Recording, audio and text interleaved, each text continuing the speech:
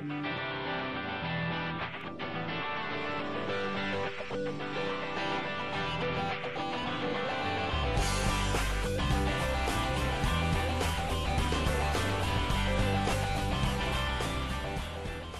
has been a long-standing adversarial relationship between IT and the engineering staff. And one of the causes for that adversarial relationship is that the IT folks, when they see IT assets, they want to be able to monitor those assets and control those assets. And when the engineering folks hear that or understand that IT wants to do that, there's a fear that IT is going to somehow impact their systems. So it starts with the level of distrust, and it kind of starts with the IT side is seen as how they respond in the desktop environment, and sometimes that's not what is felt to be a friendly response. And the engineering folks have to keep the plants running 24/7, 365 days a year, and there's just a concern that that control and management will somehow impact the operations of the process.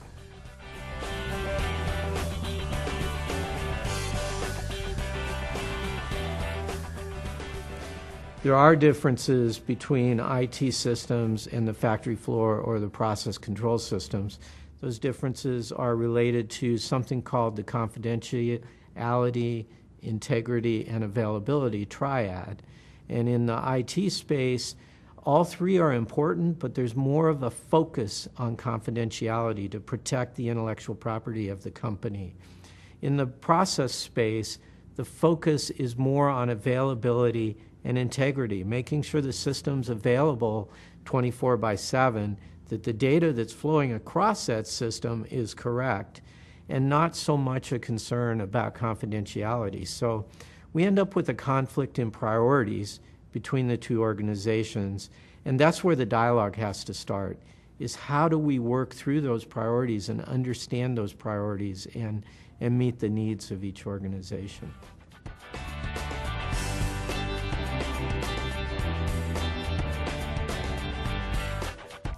How much is common between IT standards and the process standards? In other words, where are the differences and how big are the differences? And in the work that we've done with many of our customers, we found that somewhere between 80 and 90% of the IT practices that are applied on IT systems can be applied directly on their process control systems. There's a 10 to 20% difference, and it depends on the company's operating policies and procedures that have to be applied slightly differently on the manufacturing systems. And that 10 to 20% can normally be covered in something called an IT exception spec. And in Honeywell, where we own and operate our own chemical plants, we found that those IT exception specs are not that big when we look at the difference between what our IT standards are and what's required on our own manufacturing systems.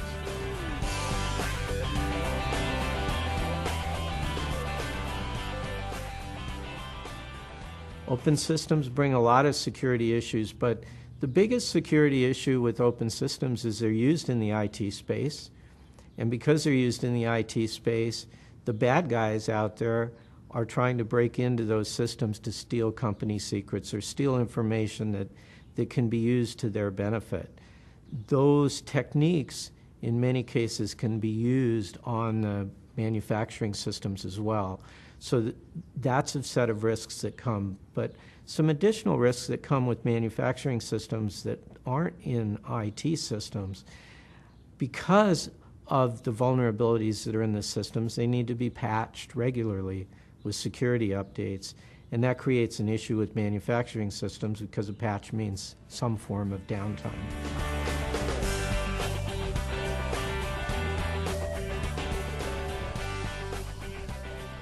Well, the bad guys are always trying to stay one step ahead of the good guys. The bad guys are looking around on the internet, they're looking for 0 days, they're looking for ways to break into the systems.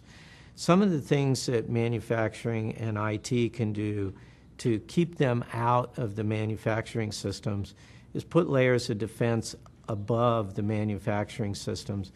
Make it so you have to get through the IT systems first before you get into the manufacturing systems. Also limit who the manufacturing systems can talk to. There's no reason for a manufacturing system to need to talk outside the corporation or out onto the internet. So don't let it talk out onto the internet. It should also be very well understood who on the intranet the manufacturing system needs to talk to, and configure your firewalls and your routers such that only those relationships take place, so that you can isolate the traffic and then monitor that traffic if you can. And if you start to see extra traffic, raise the alerts. There's been talk of putting something like a honeypot, a node, a Windows node, or some kind of box on the manufacturing system that has no purpose. And the minute something tries to talk to it, raise an alert because somebody's trying to get into your system.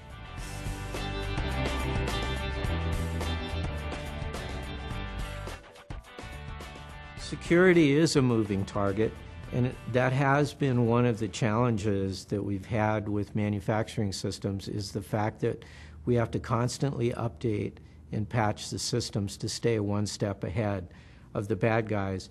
Also, moving to open systems. Open systems has a life. There's a life cycle to an open systems platform. Microsoft Windows platforms are typically only good for 10 years. And at the end of 10 years, the life of that specific release of Windows is no longer supported. So we have to keep updating these systems to stay up to date with the platforms that they're on.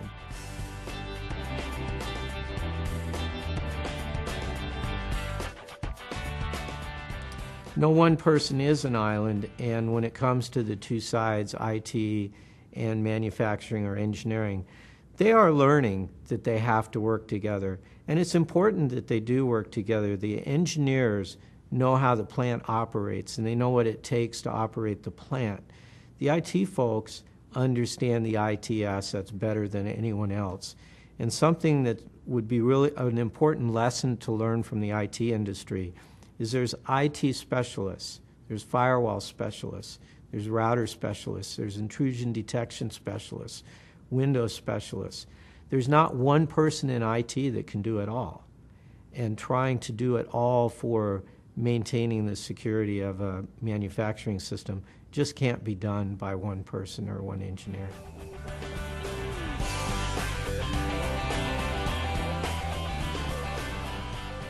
Some of the ways that the two camps can come together and learn to work together is the engineering people could invite their vendors to join with them and do an assessment, a cybersecurity assessment of their systems, and invite the IT folks as well. So now we have a three-way partnership. We have the IT folks, we have the manufacturing folks, and we have the vendors working together to make an assessment of the cybersecurity of the system. We do that in Honeywell, and we found that that's a very successful way of getting the two groups to come together.